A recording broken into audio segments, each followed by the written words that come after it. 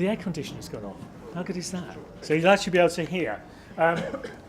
There is a PA system up there that will feed from this microphone, so hopefully we'll be able to hear each other. Those of you that may have been here before will know that actually this is quite a difficult acoustic environment, depending on how noisy it gets out there as well, so do bear with us. So let's start. My name's Paul Appleby, for those of you that I haven't met and don't know me. I chair Bristol Media, and with Nick Sturge, who is the host here at the Engine Shed, the two of us are essentially running this business day. This is the 5th day of Digital Bristol Week. I know that some of you have been to the other stuff, because I've seen you there, but actually this day is focused completely on the business of creativity. I've got some parish announcements I'm obliged to make, so do bear with me while I do that. They are for your safety. There isn't a fire drill today, so if the fire alarm, which I'm told is very loud and prominent, does go off, then we do need to evacuate the building. It's not an easy building to evacuate, as you can imagine. The fire exit, fortunately for us, there's a fire exit immediately there, so we can get straight out. The people who work here at the Engine Shed will actually ensure the emergency services are alerted and all of that. So there's an exit here. If you find yourselves in one of the other rooms, there's also an exit through a big red staircase, the one that's immediately behind us there. There's another one at the other end of the building. If you're in the boardroom for a later one, then the fire exit is down to the end. Everybody ends up on that side of the building in the clock tower yard, and that's where the muster point is. There's plenty of people that will obviously help you out of the building, but obviously do not use the lifts and do not delay. We have got sessions that essentially run for 50 minutes of the hour, so we'll finish this one at about 20 past 10. That will give you a 10-minute changeover period. Should you need the loo in that time, again, conveniently, there's a loo just there, and there's also a loo at the other end. So if you do need that break. We will have a break at 11:30 for coffee. We don't have massive catering because it's not a big budget thing, this, but there will be coffee that you can get in what is called the Arrivals Lounge, which is just behind reception over there. So if you're thinking I could do with a break, they also do water at the bar, and obviously there is the Costa Coffee franchise here. I think that's about it. If any of you do smoke, you're not allowed to do that in the building. Again, that's pretty obvious. But if you leave the premises and do go down in the break, then you can fulfil your wish. I would like mobile phones on silent, but if you do want to tweet about what's going on, then our hashtag is DBW2015. So #DBW2015. So if everybody's happy with that, I think we'll start. And I'm now closer to the mic, so you hear me properly. So my function in this is broadly to keep everybody on time and keep them chairing and do the chairing bit, because we do have real expertise in the room. And the reason for kicking off with this session is a comment that was made to me some time ago, which is that actually if you have any form of web presence, you have a global presence. So it's not that you may want to have a global presence, you've actually probably got one, and it's a matter of how you manage it. So what we've got here are 3 different views of that. John Payne will look at how your presence might appear to people and how you maximise the value of it. Earthman will give us some stories about developing a global business with multi-centres. And Mark Lever is a real expert on the places to do your trading. So without further ado, I think we should give these guys a big round of applause to say hello. And we'll start with John. If you guys want to sit in the audience whilst you're listening to John, you are able to do that. If you want to sit there, then that's completely a matter for you. Right, I'll just set up your presentation and we'll get on with the business in hand. Morning. Morning. Thank you. We're going to get, well, we already get on, so that's good. Yes, if you've got friends in the audience, that's really good. My only friends, it turns out. It's good, she's just doing the jokes. Those tools. Cool. That's cool. There we go. Thank you very much. We get there. How do I go forward? Just the arrow?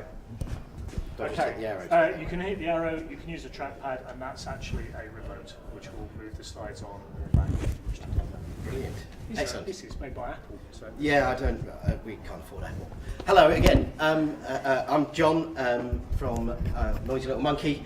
We are a digital marketing business. We specialise in delivering good business from search and social channels.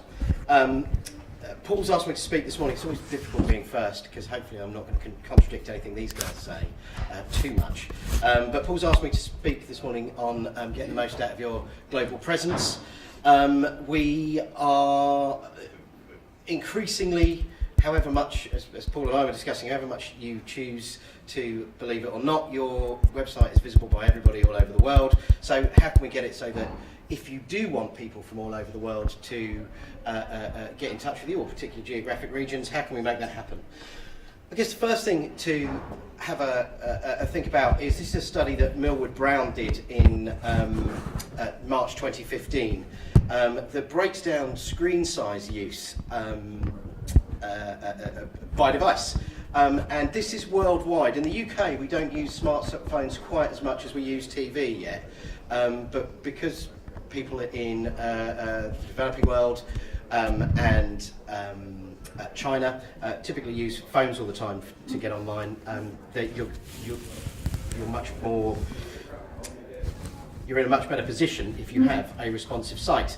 This is not an example of a particularly excellent one. It's an example of ours, which we launched the other day. But just in case you're wondering, a responsive site is one site that responds depending on the device that you're viewing it from. The reason we like responsive as opposed to multiple sites is most of us don't have the time or budget to maintain multiple sites. So if you can get a site that responds to multiple devices, that's really good. If you are thinking of developing a multiple site and you want to test it, Noisy Little Monkey has an open device lab. If you search for ODL Bristol on Google, you'll find our open device lab. You can come and test your site on about 30 or 40 different devices. If you've got any spare devices, I'd love to have them. So, I've got 5 minutes. Thought I had 10, and I've normally got way too many slides. You can have 8. Oh, I can have 8. Because we started last.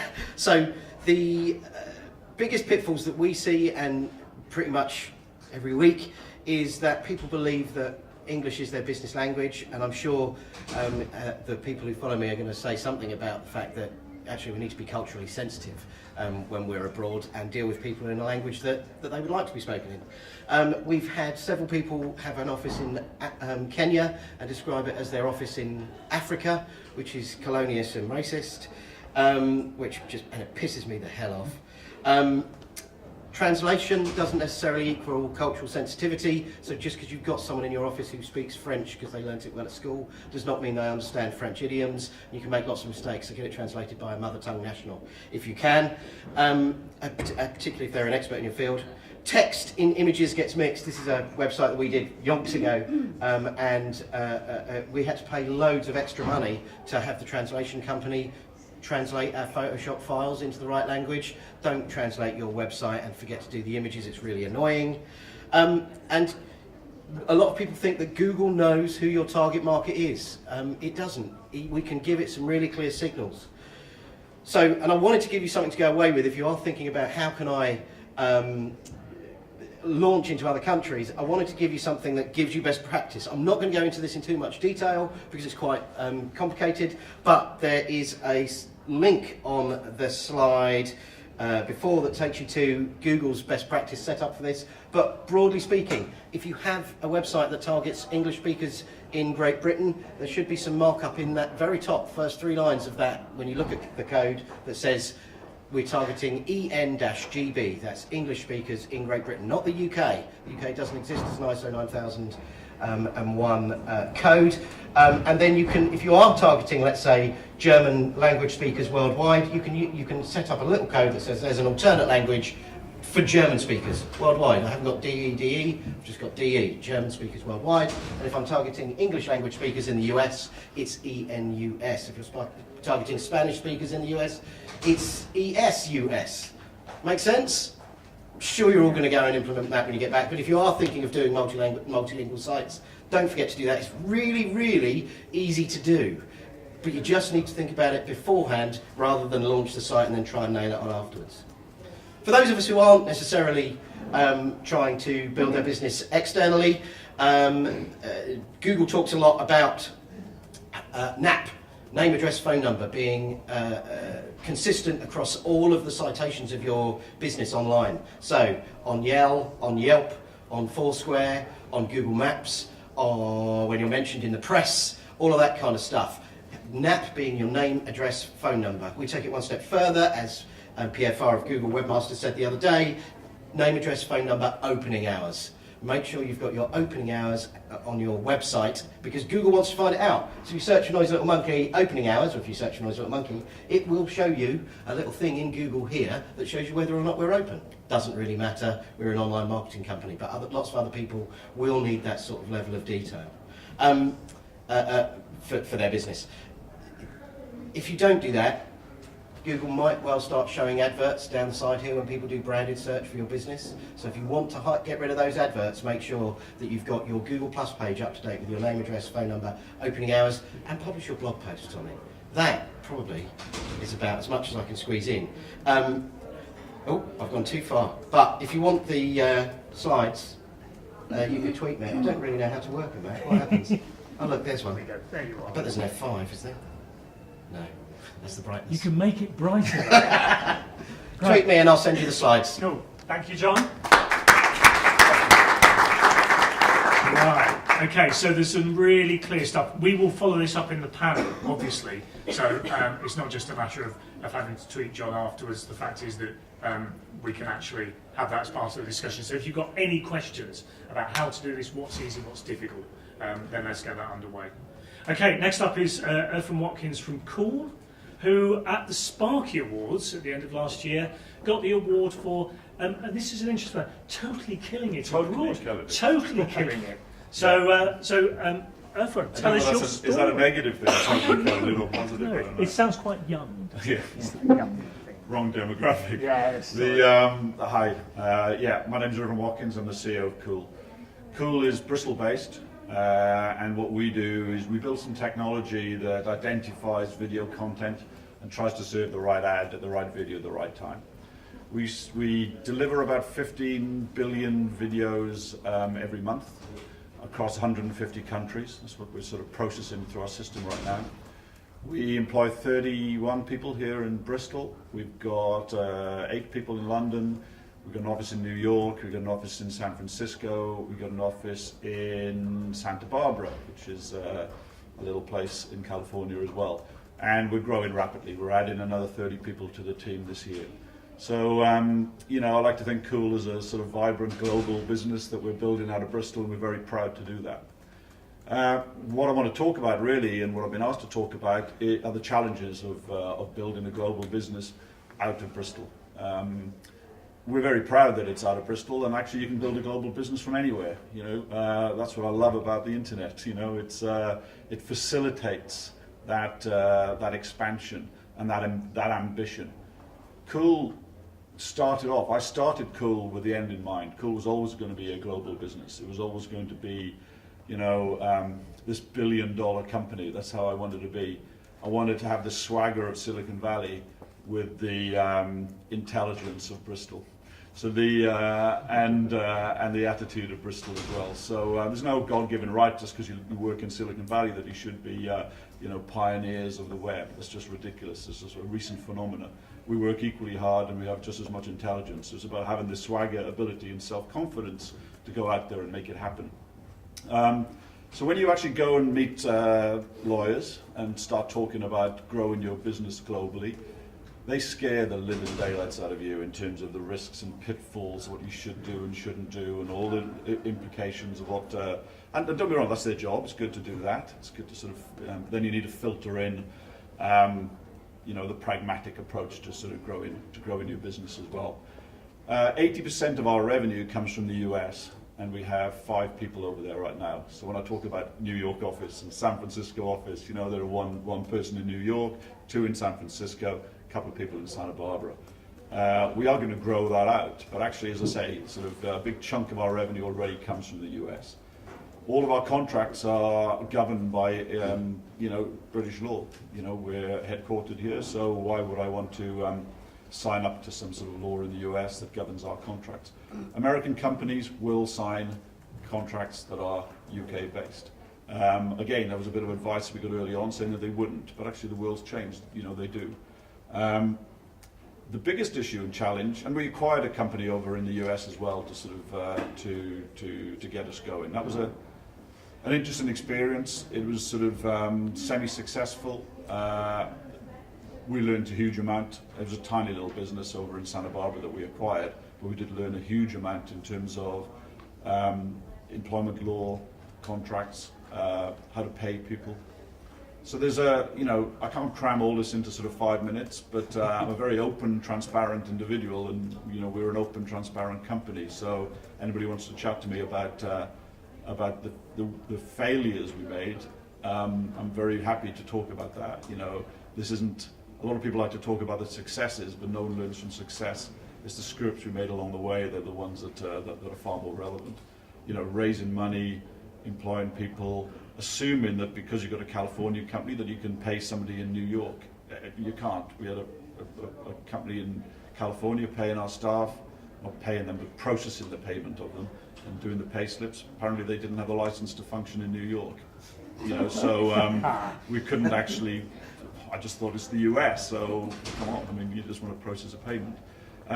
The payment structure, people like to get paid twice a month in the US, which just blew my mind. It's like, can't you just see your salary through for a whole month? Apparently not. It's every 2 weeks they want to get paid, so that was a bit of a cultural shock as well. Trying to educate them to be paid monthly, again, don't do that. If you're used to be paying twice a month, that's what they need to get done. The other bit is that we went over there saying, well, we're going to give you 25 days holiday. That blew their mind as well, because in the US it's sort of, 25 days? Well, you're going to pay us 25 days. I said, yeah, and you have your birthday off, of course, because no one should work on their birthday. It's ludicrous, and your public holidays, have them off. And they said, well, does that make us less efficient? And I said, well, it's a deep insult. It works for us, and we're really efficient. We're a good country. We've got some smart people. You need a work-life balance. I don't want you sort of burning out. Have some time at home, meet some friends, chill out, come back to the office reinvigorated. Again, it's been a bit of an interesting sort of experience sort of doing that, because they think it's a gimmick that we're going to take away from them at some point as a part, but it isn't. It's a cultural thing.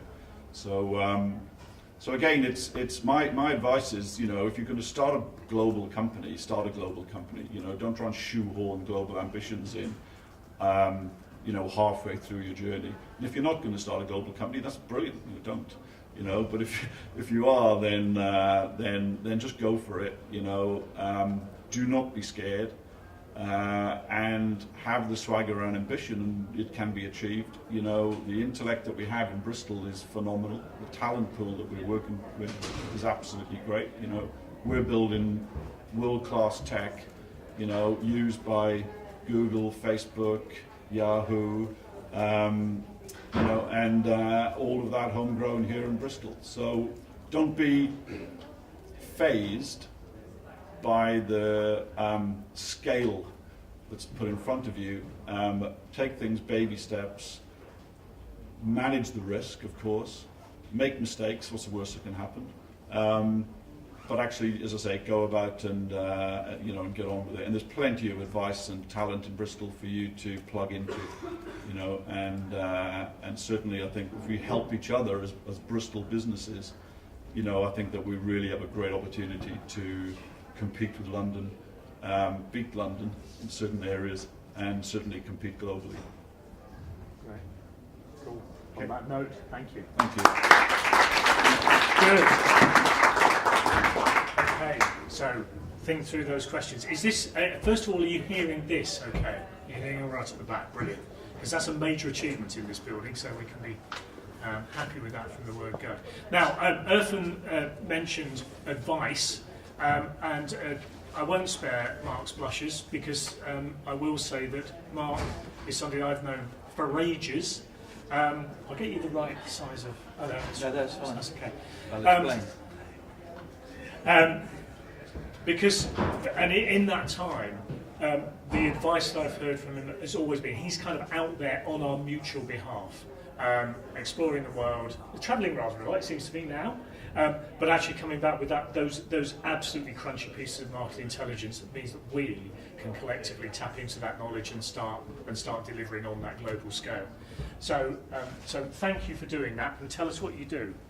don't know if I can live up to that build-up. That's Well, good. come on. So the reason I'm talking, I act as an advisor some of my time to UK Trade and Investment, which I'm hoping that some of you know, the UK government department which helps people export and also works with international businesses coming in. That's the bit I do. I work with international creative businesses investing in the UK. So last year I worked with everybody from Lucasfilm and ILM to a couple of Scandinavian ad tech startups and all points in between. With apologies to European Green Capital, I flew 78,000 miles last year, which isn't as much fun as it sounds. And in every place I put my phone against the window of the hotel and take a picture. So some of them are nice, like Mumbai, and this is welcome to the Midlands.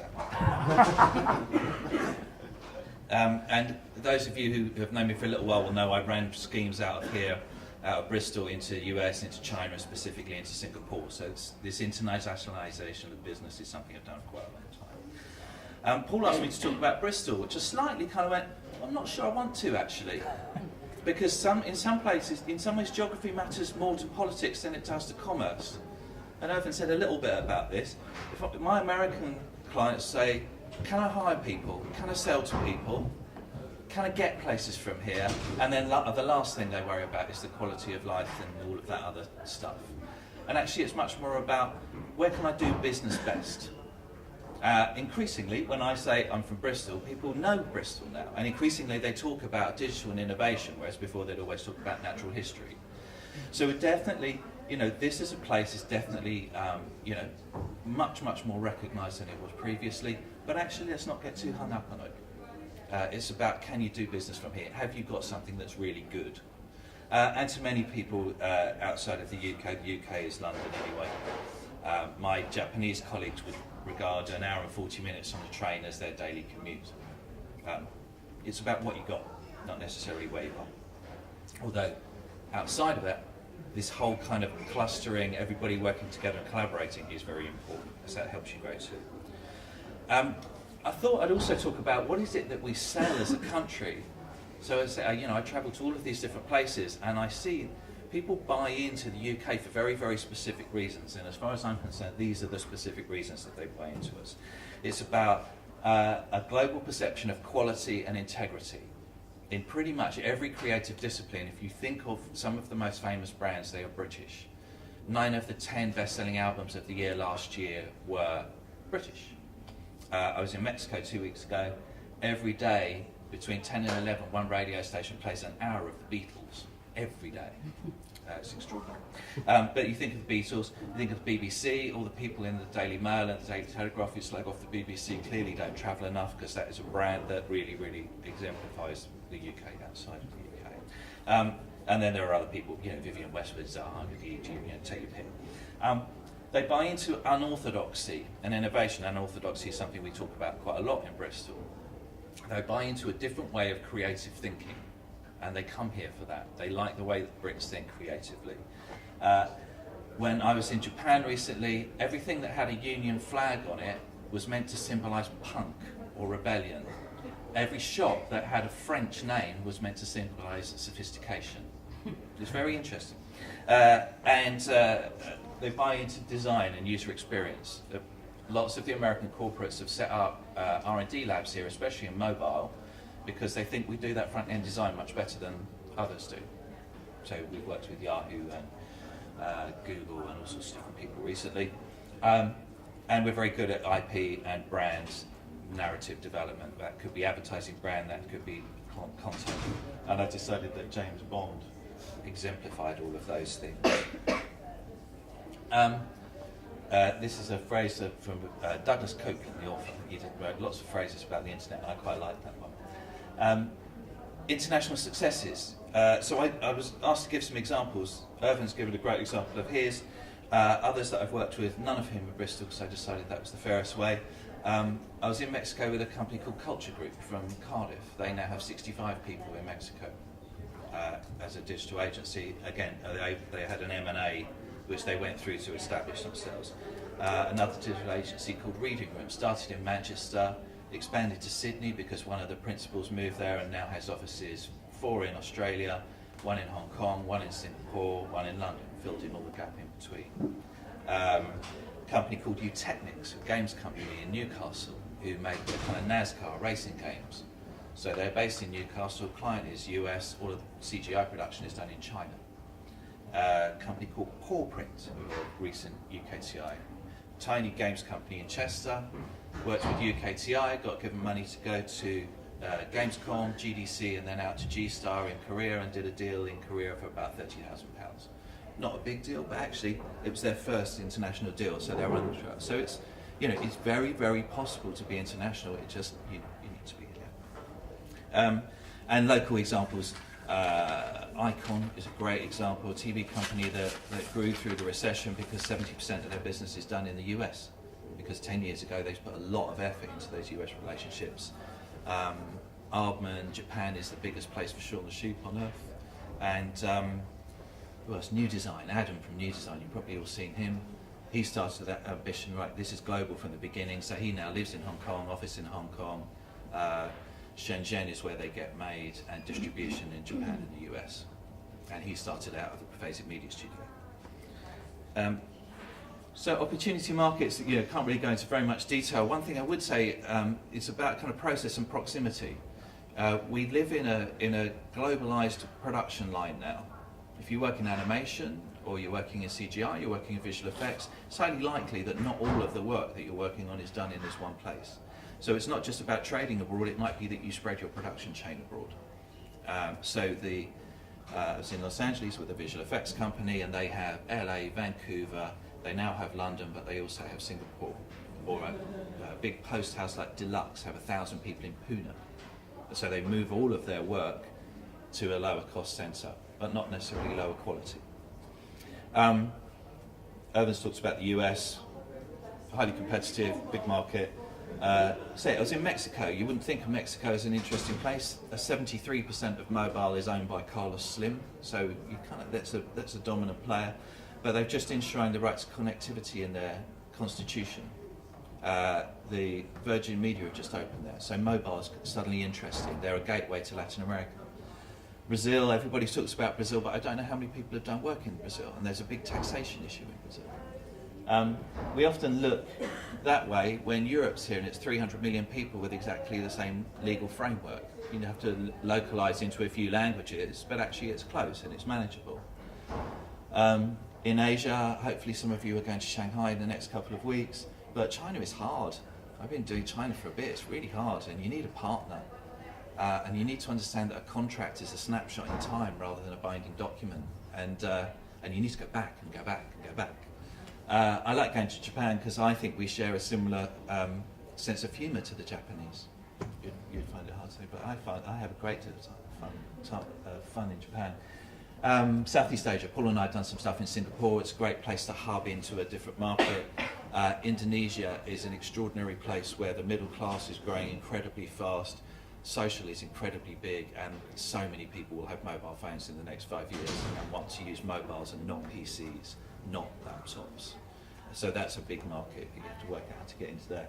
And others, Middle East, don't know. Creative industries, not sure. Education tech, maybe. India, we do share a cultural affinity with India. I think if you pick the right partner in India, you can make that really work. And Australasia is clearly a long way away, but a big market. And the Australian government are putting a lot of money into connectivity. It's a very controversial thing because it's a big, big chunk of GDP, but they want to connect what's a very big country.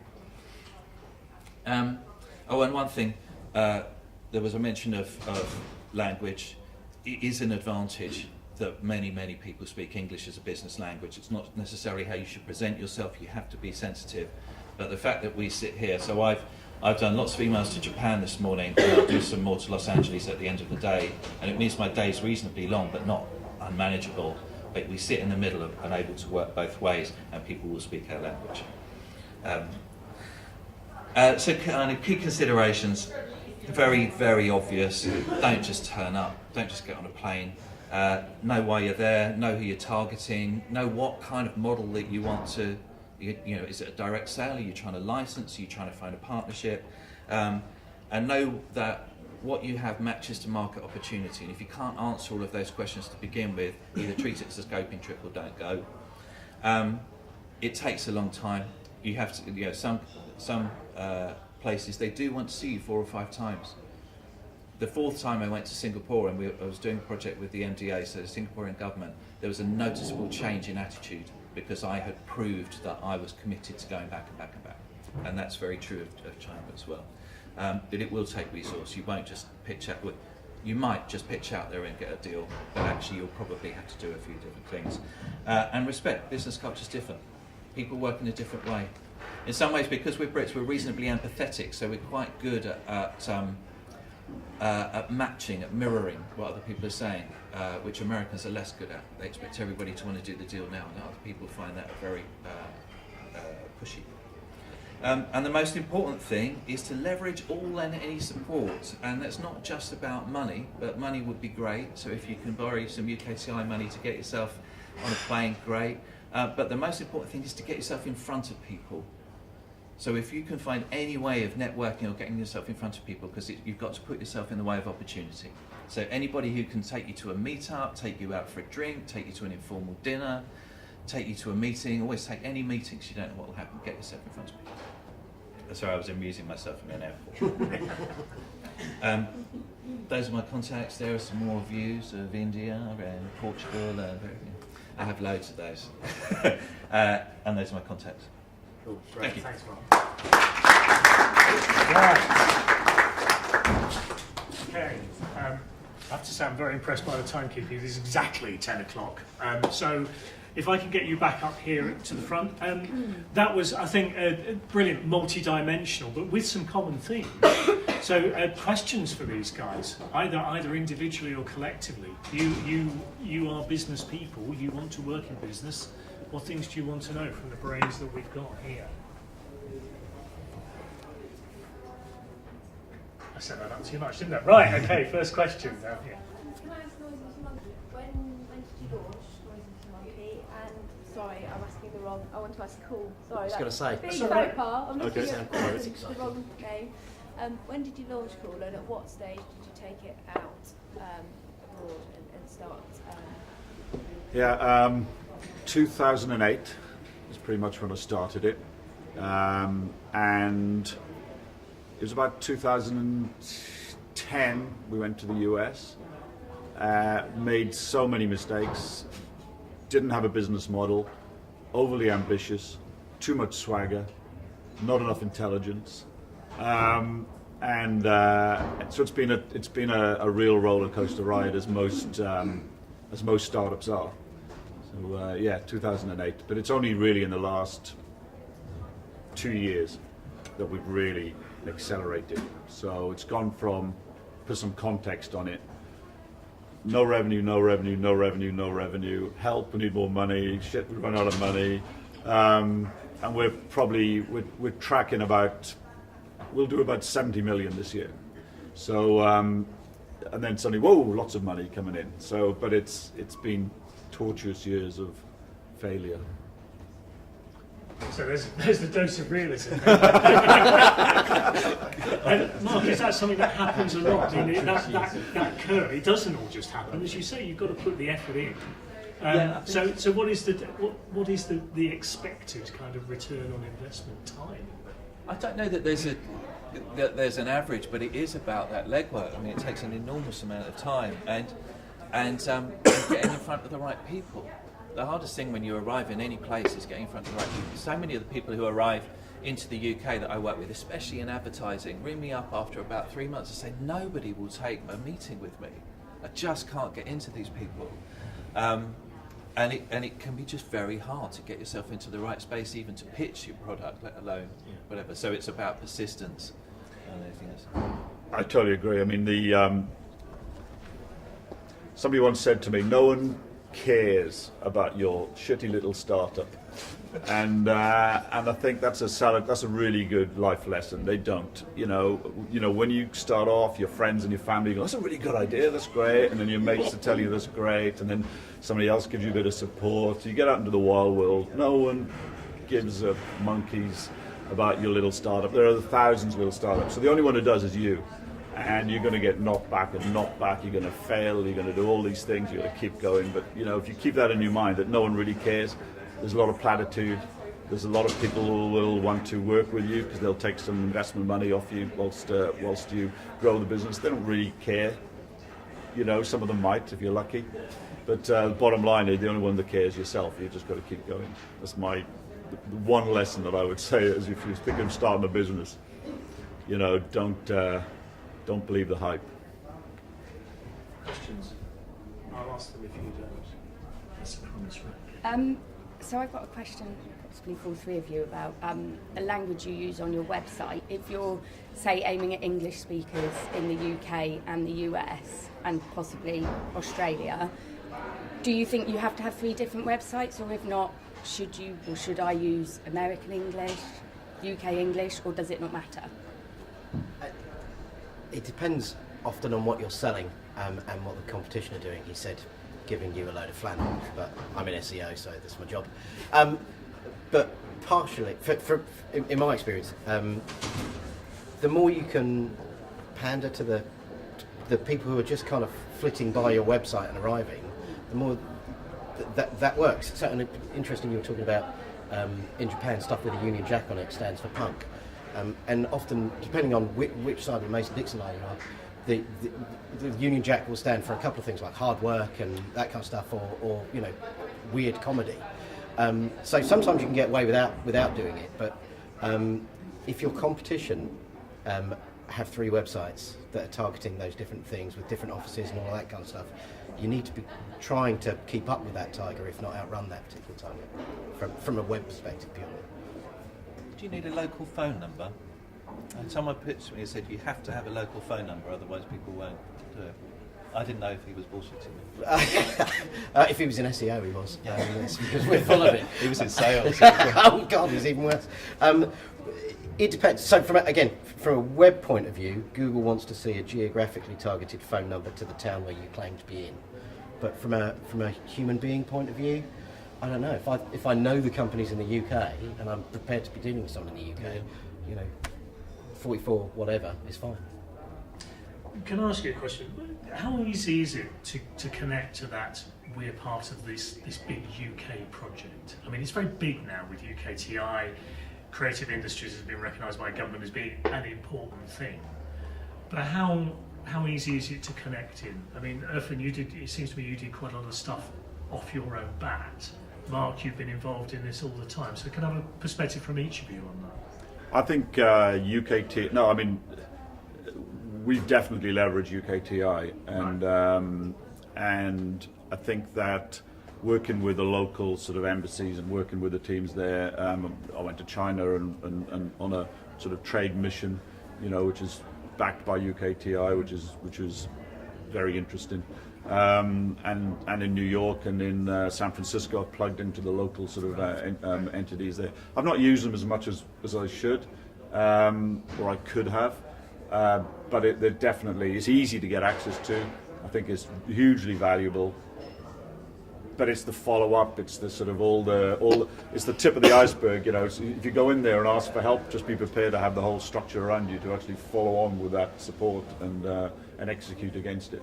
But I would advise anybody who's there's good support out there. Yeah. What's your experience of that, Mark? That people should or don't engage with it as much as they should? Well, I think it's ridiculous not to.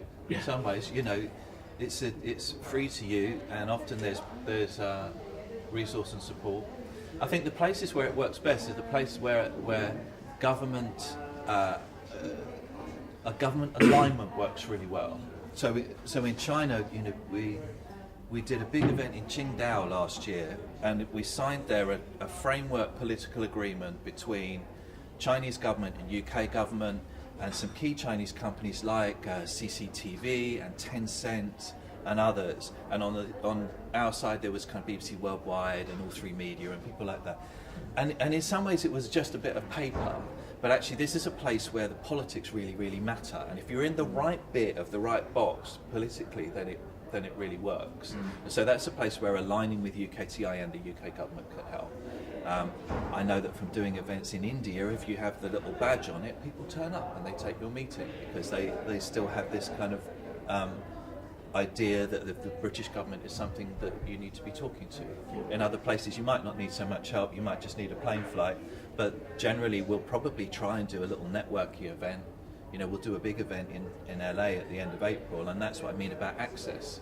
Suddenly there's 100 people in the room that somebody else has invited, and you need to just go and card them all. Yeah. So, Do you have to be a real networky person, or does this stuff, if it is clear what you've got, once you've made those first connections, can they develop quite organically and naturally? no. You That's have not to true. be- you That's have not to true of know. any business, though, isn't it? Yeah. And if you're not that, then who's the person that you've hired that is? Who's the Yeah. business development person? You know, I don't think. I wish I'm going to tweet. No one's interested in your shitty little startup because you know you have to have someone who really believes it. Absolutely, yeah. I think it's that the perseverance. You know, when I talk about sort of the years of failure of Cool, you know, it's that self-belief when everybody's saying, look, you should give up. You know, it's been a few years now. There's no revenue. You haven't got a business model. It's a bit rubbish. You should by the time you jacked it in, got a proper job. You know, and I've heard that. So yeah, you know, what are you doing? You know, at your age, you're an idiot. You know, and it's that passionate self-belief that you fueled by fear. You don't want to fail. You know, fear is a great motivator of fear of failure. But actually, it's going back to that thing about no one cares about your startup. Get on with it, make it happen. And if you're going to plug into these networking events, you've got to. If you're not that natural individual that can make it happen, you've got to make yourself it or find someone else that can do it. Because it isn't just because you built something great, they're not going to come. It's not Field of Dreams. Yeah. I just UKTI Southwest colleague at the back. If anybody has not met, please go and find. To add to what Mark was saying, I mean, Mark's sort of involved on, as he said, on the inward investment side of things. My role is much more on helping companies here sell themselves overseas, and the biggest problem is they don't talk to us generally until there's a problem. Mark, absolutely right. You know, you've got to do your market research. We can help with that, whether it's desk research or whether it's getting a body from the company out there into a market, and you know, we can subsidise that happening. We can advise through a thing called the Export Communications Review on how effective your website is on the markets you're targeting. We've got a language and culture advisor who does nothing but talk to companies about what you should do if you have a meeting or communications with certain countries. There's a whole lot of stuff we can do. Unfortunately, we don't currently have a huge amount of money, so if you're looking for money to go somewhere, unless it's a market research visit, that might be a bit of an issue. But we've got a whole load of connections, and typically companies don't leverage those connections by talking to us up front. I've been one of those, yeah. So Chris could have been the person that said, you've got a great product, feel good about it. Yeah, exactly. Marriage made. Yeah, Carol. Just wondered if I could just ask you briefly to just touch on your recruitment, because obviously in terms of growing a global brand depends on the talent you have, and just I'd be interested to know if you've encountered any challenges and whether the recruitment that you go through is mostly local or overseas or a bit of both. Just be interested. Yeah, well, that's a good point. I mean, the recruitment for us is say we've got about 30 people we need to hire this year, which is massive for us. Finding local engineers, finding anybody really is proven to become more of a challenge, and we are having to work harder on developing our social presence in order to highlight the cultural benefits of one, coming to Bristol, and two, working for a quirky sort of little business like Cool. We've just hired our first engineer from London and managed to get him to relocate to Bristol. I think we're going to have to do a lot more of that. But up to now, well, there's a couple of things I'm really proud of. One, we have pretty much a zero churn rate. For engineers, it's not huge. Our sort of churn rate for engineers, and for the rest of the staff as well. When people come to Cool, the vast majority of them do stay, which is great. So word of mouth has been good for us up to now in terms of people telling someone else it's a good place to work locally, and then they come in. That only takes you so far. And now, as I say, I'm really, as you can tell, struggling to know how we're going to find 30 people. It's the one thing. Now that I know the business is growing and the revenues are coming in and we've got our engine for growth there, that's the thing that's the biggest risk to our business right now, is the recruitment. Cool. Well, that's a very So any help you can give me? Carol, for those of you who don't know, Motorsphere is the local rep for creative skill set. So this is a thing, and this is very much about this area and how we can attract the right talent here, how we grow it through the universities, through the schools, studio schools, UTCs, all of those tools, and there has to be a closer relationship between formal education and the workplace. There's actually, in my mind, no doubt about that. And if that can be the thing that starts to make us a bit distinctive and starts to be we know how you do it there, Yeah. then those things can work. It's very clear, part of this kind of global process is that the talent is widely distributed, and actually the talent that there is in a very competitive market. Yeah. So picking where you best do your things is all part of that. It's not just the client market; it's actually the workforce market as well. I agree in the sort of rapid change. So we're actively looking for data scientists now. If you'd asked me 2 years ago about a data scientist, I have no idea what you're talking about. It's sort of so now it's a big thing for us as it is for many companies. So. Trying to find good data scientists is a challenge which I didn't even know existed 2 years ago. So I'm sure there'll be another one that I won't know existed 2 years from now. More questions? Yes. May I ask, is there any difficulties in the communication between your kind of local employer or your global employers, or your local branch and global kind of branches, and then especially during the process of making certain kind of products or media content, how you kind of keep the whole team communicate in a good way? And could you incorporate the question in the answer? Because I'm not sure all of us heard. Yeah. So how do we communicate sort of globally? Are there any challenges culturally, I suppose, in the language and sort of mechanisms to sort of put it through? So fortunately for us, we've got I've just hired somebody in Australia, so we've got sort of English speaking. Well, if you include America in that, so we've got Australia, the US and the UK. I think that even within those English language issues, there are just massive cultural issues in terms of the.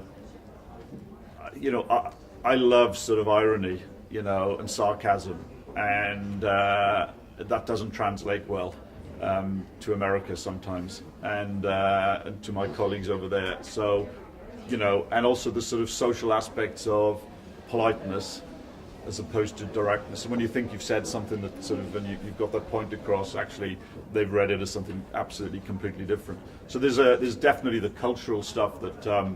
Even with a common language, it's a nightmare. The other bit is actually we struggled to communicate to somebody sitting opposite me at work. With 30 people in the office, there's assumptions made about so communication really is a problem whether you're 1,000 miles away or whether you're a meter away.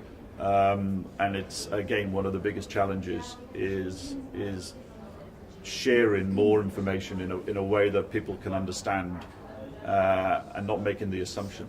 And again, from my perspective, the biggest, apart from recruitment and culture, my chief job really, going forward is the chief cultural officer really. It helps recruitment and helps communication because there are much more talented people than me who run the business. And that goes back to the things of having kind of clear values and that clarity of what your purpose is. Because if you're going to have it, you're bound to end up with assumptions. But if the assumptions can be tested against, well, we wouldn't want to do that because we know we don't do that. Well, I think the challenge for us is sort of, we're a tech company. We're full of tech people who think the solution to it is tech. So let's build a social network and our own internal social network to communicate with each other. I don't log in. I just can't be bothered. It's sort of, and it's like, I'm never on it. Well, we got an app. It's brilliant. It's like, wow, fantastic. What's the app do? You know, well, we'll do hip chat. It sort of communicates. That's really good. Well, let's do our own. There's so many tools out there that actually, you know, tech isn't the answer, and it's again clarity of communication. It's about habit. It's about repeat. It's about consistency, and then if you want to use tech to sort of underpin that, that's great. But you know, we are full of great tech ideas and try and solve everything, and I'm sure lots of other companies are. And it's actually not a tech issue. It's a people issue. Another question?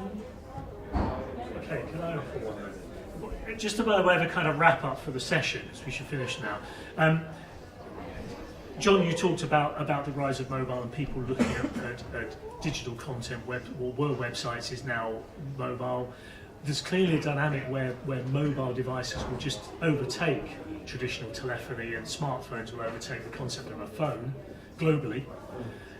Video is obviously, to my mind, because we're visual animals, is the key thing.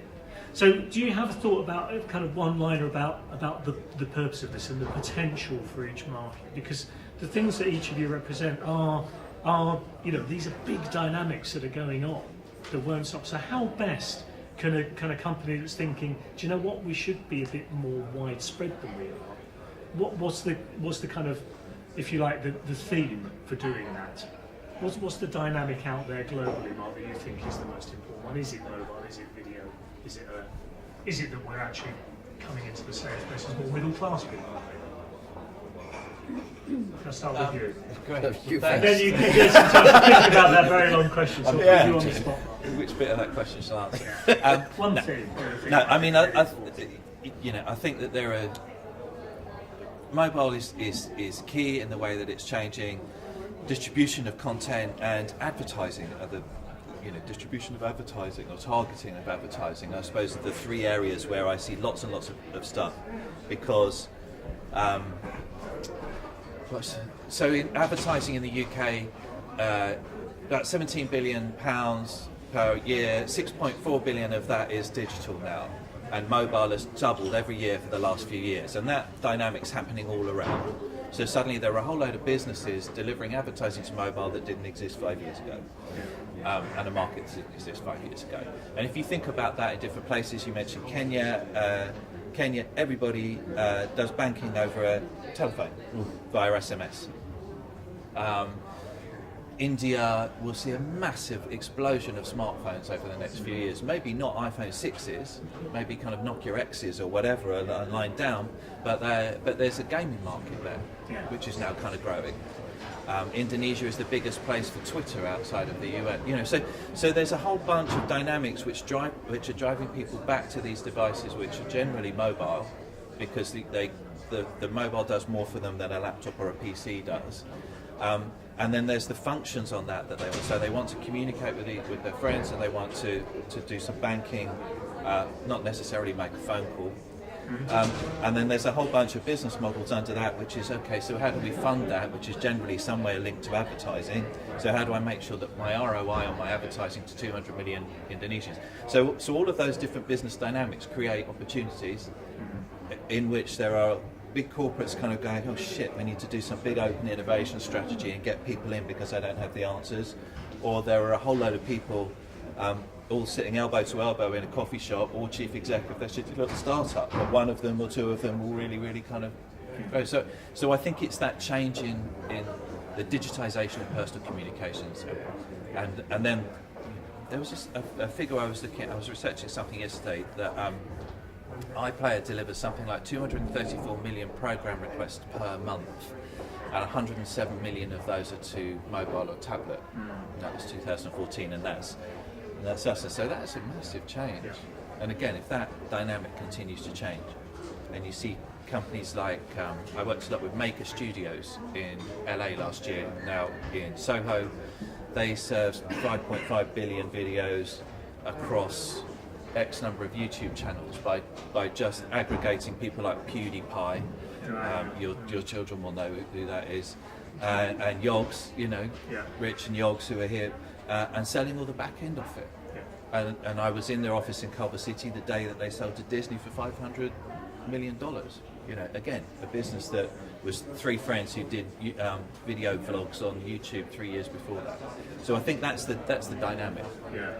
Okay, so mobile. You were talking about responsive sites, John. That's the key thing. If you're going to do one thing, then make your presence responsive. Yeah, and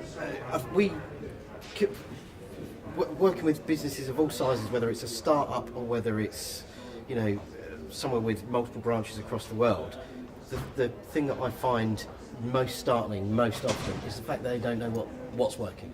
Yeah. And there's lots of inexpensive tools out there, and Google Analytics, for instance, on your app, on your website, will give you lots of insight into how your audience is using stuff. And we talk about plan, do, review, evolve. And if you can't review, you can't plan and evolve for the next phase. So we would, which means that you'll be ready for when mobiles aren't the thing. I mean, it might be 10 years away, it might be 20 years away, it might be 2 years away before someone starts being able to pipe it into our eye properly, like Google Glass, and not, you know, everybody think, well, you look a bit of a dick, let's not get that. But it will come eventually where that's coming. But if you're planning, if you're looking at the data of how people use your content, then you can plan to evolve it going forward. But making sure that you get the right people on board with that. If you've got a CEO or a CIO who all they care about is looking at some graphs and hoping that it goes up, it's not. They need to be interested in what can I do with this, as opposed to is someone giving me graphs which makes me believe they're doing their job. Yeah. So yeah, get some really good analysis going, both from your apps, from your mobile phone, from your website. Normally you can do that in one place with someone like Google Analytics. Once it gets bigger, you can do stuff with Omniture and that kind of stuff. If you can analyse and review, you can plan to be, continue to be at the cutting edge. Because actually, what we do as creative industries hasn't changed that much. We're still, you know, it's the unorthodoxy that people like about Bristol, the slightly anarchic element of it. Well, it doesn't matter whether that's on a mobile or whether you're doing it as a street artist. It's the same stuff underlying, it's the same artistry. But so stuff isn't changing. You just need to make sure that the underlying stuff isn't changing. You just need to make sure that your company, your business is able to lever the new platforms as they go forward. And you can do that by measuring which ones work out. Final thought then. Video. You heard it 5 years ago. Well, look, Facebook launched video a year ago. They have 3 billion video views a day right now on Facebook. You know, if you're not creating video, then you need to be marketing using video. If you're creating video, what a fantastic time to be creating video. Short form, snackable content. There's a business model associated with it. We talk about makers, we talk about full screen, we talk about Mishima, we talk about, there's a huge amount of opportunity to distribute, get paid for quirky, unique, high quality content. And so if you're not making it, use it to sell, or build some tech that can leverage and advertise an ecosystem that works around it like we have. But video's going nowhere other than up, and it's not about mobile, it's not about tablet, it's about video on agnostic to the device, whether it's on your fridge, your phone, your watch, your Google Glass. We're a visual sort of being. We want to see more video, and as I say, for us to do 15 billion video views a month, we'll be doing 1 billion video views a day in the next 2 months, and growing. The growth is just unbelievable. So video. Good. Right, on that final thought, I think a big round of applause for our guys here. Thank you. Right, next session in here is about funding. I can see some of the contributors to it forming a group out there. So we need to clear this room out, unless you're staying for that one. Let's clear it out. In the boardroom, the next session I have the asset session. So, I need to change over. Thank you very much.